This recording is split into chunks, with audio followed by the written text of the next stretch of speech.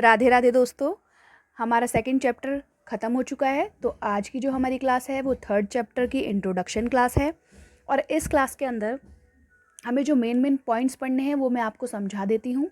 उसके बाद हम एक्सरसाइज करना चालू करेंगे। तो जो हमारा फर्स्ट पॉइंट है वो है फैक्टर्स एंड दूसरा पॉइंट है मल्टीपल्स। तो फैक्टर क्या होते हैं कि जैसे हमने 6 लिया तो इसके फैक्टर क्या होंगे, 2 × 3। 2 × 3 करेंगे तो हमारे को क्या मिलेगा, 6 मिलेगा। तो ये हमारे क्या हो गए, फैक्टर ऑफ 6 हो गए। ठीक है। और मल्टीपल ऑफ 2 एंड 3, मल्टीपल का मतलब हो गया 2 के टेबल में भी 6 आएगा और 3 के टेबल में भी 6 आएगा। अगर हम 2 का टेबल पढ़ेंगे, 2 × 1 = 2, 2 × 2 = 4, 2 × 3 = 6, तो 2 के टेबल में भी आया, और 3 × 1 = 3, 3 × 2 = 6, तो 3 के टेबल में भी 6 आया। तो ये हो गए मल्टीपल्स, और इसके जो फैक्टर है वो 2 और 3 है। ठीक है। उसके बाद 1 is a factor of all the numbers, यानी कि जितने भी नंबर हमें दे दिए जाए, चाहे वो कितना भी बड़ा नंबर हो, कितना भी छोटा नंबर हो, सबके फैक्टर में 1 आता है। जैसे 5 है तो 5 × 1, तो 1 आ रहा है सब में, 1 सबका फैक्टर होता है। दूसरा क्या है, नंबर इटसेल्फ। अब जैसे 5 है तो 5 का फैक्टर हमने किया तो आया 5 × 1, तो एक तो 1 आ रहा है और एक वो नंबर खुद भी आ रहा है। तो ये नंबर इटसेल्फ भी अपना क्या होता है, एक फैक्टर होता है। हम कोई भी नंबर ले लेंगे, जैसे 3 ले लेंगे तो 3 × 1, तो 3 भी हमारा क्या है, इटसेल्फ एक फैक्टर है। ठीक है। ओके।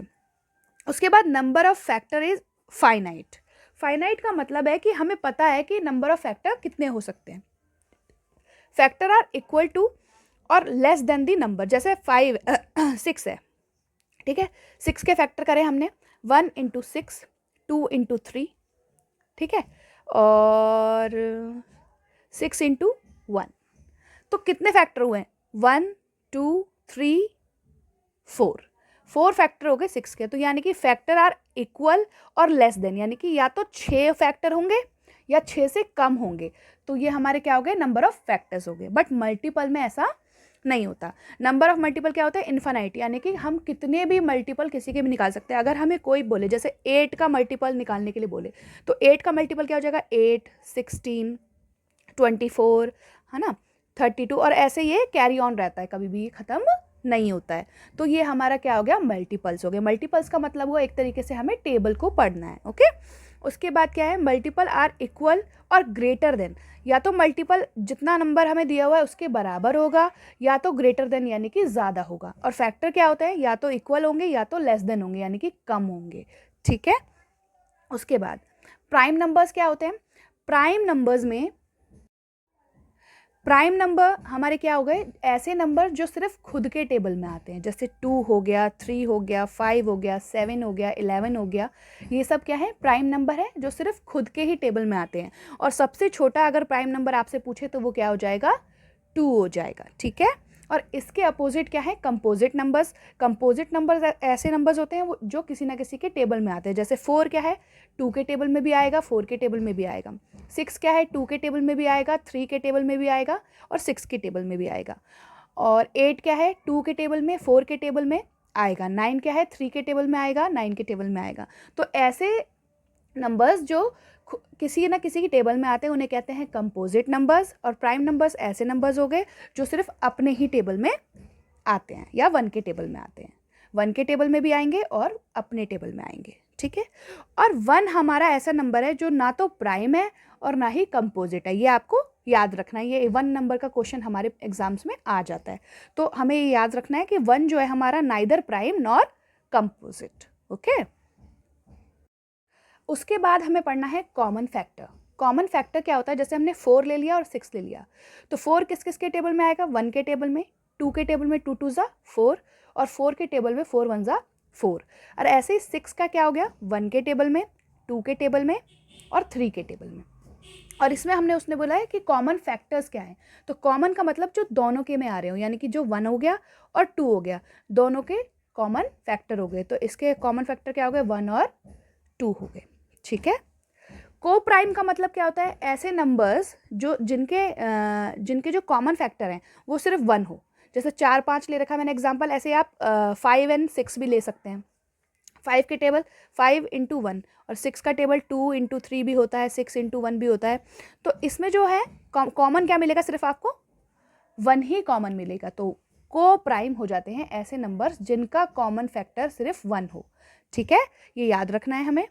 उसके बाद कॉमन मल्टीपल्स, मल्टीपल्स का मैंने आपको मतलब क्या बताया था कि हमें टेबल को कैरी ऑन करना है। तो ये 4 का टेबल लिया हमने और 4 का टेबल हम पढ़ते पढ़ते गए, ऐसे 6 का टेबल लिया और 6 का टेबल लिखते ले गए। इसके अंदर जो कॉमन चीज़ें हैं, जैसे 12 क्या है, 4 के टेबल में भी आएगा, 6 के टेबल में भी आएगा, 24 4 के टेबल में भी आएगा, 6 के टेबल में भी आएगा। तो ये क्या हो गए, कॉमन मल्टीपल्स हो गए, ठीक है।